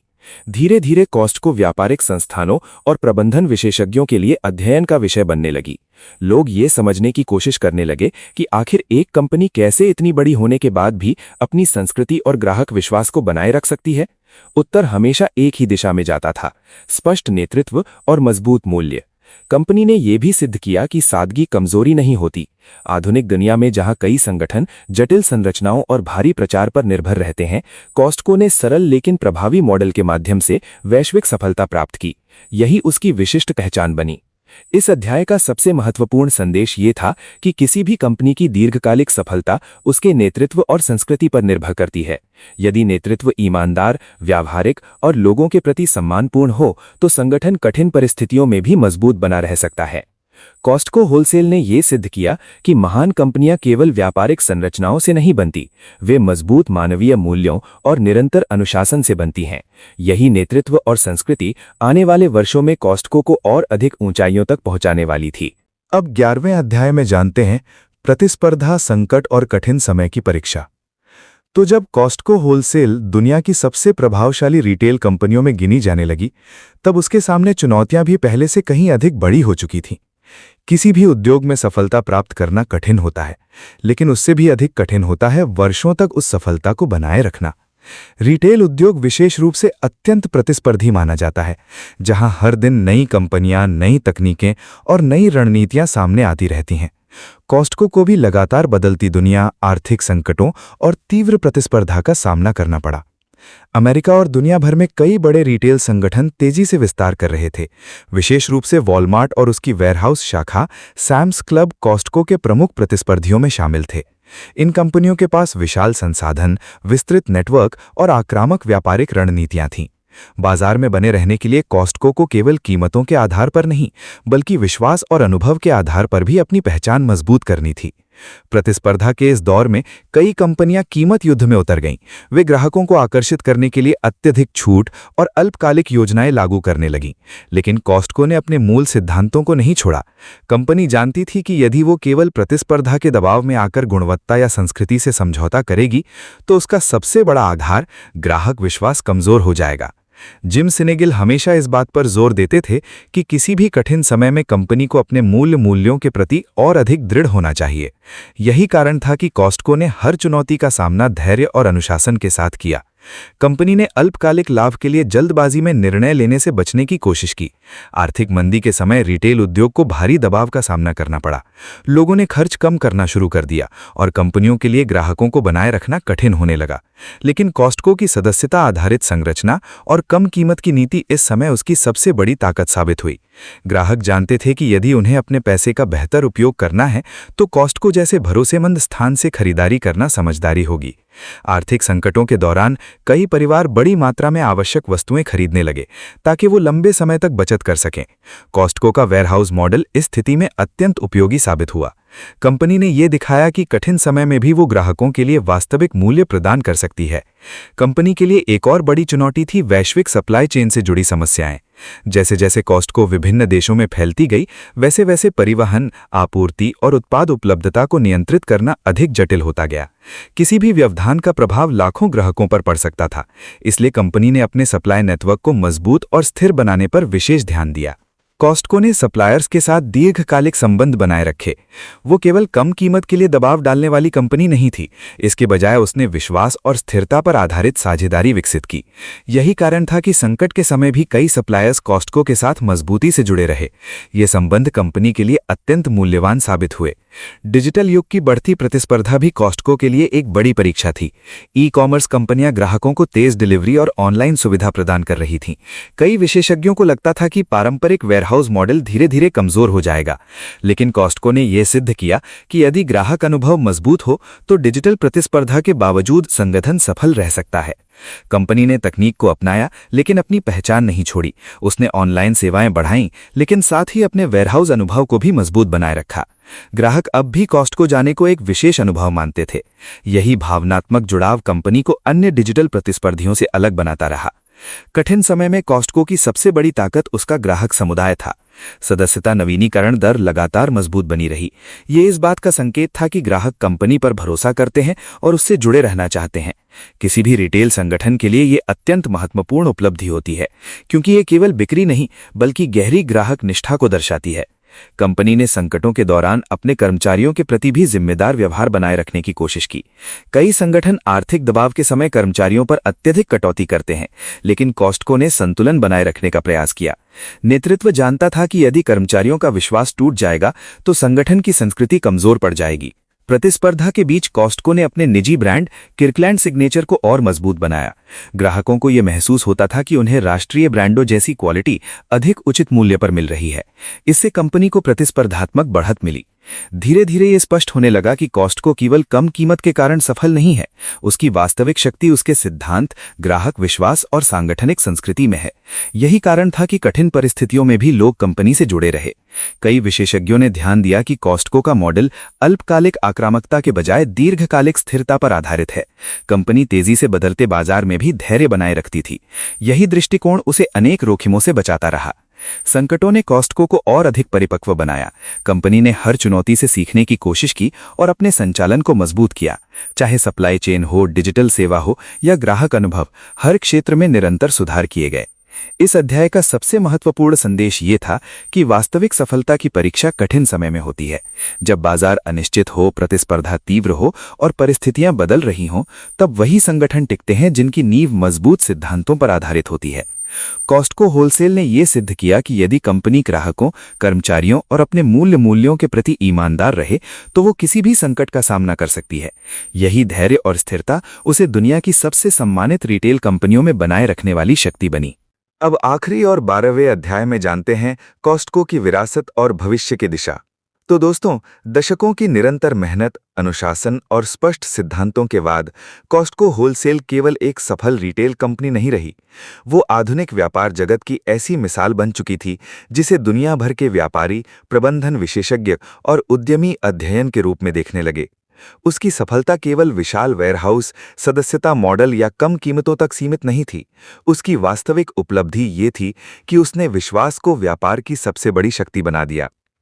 जब लोग कॉस्टको की यात्रा को पीछे मुड़कर देखते हैं तो उन्हें ये समझ में आता है कि ये कहानी किसी एक बड़े निर्णय की नहीं, बल्कि हजारों छोटे लेकिन सही निर्णयों की कहानी है।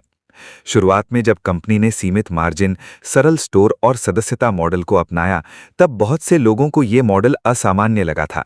लेकिन समय ने सिद्ध कर दिया कि यदि व्यापार की नींव ईमानदारी और ग्राहक सम्मान पर रखी जाए तो वो लंबे समय तक टिक सकता है।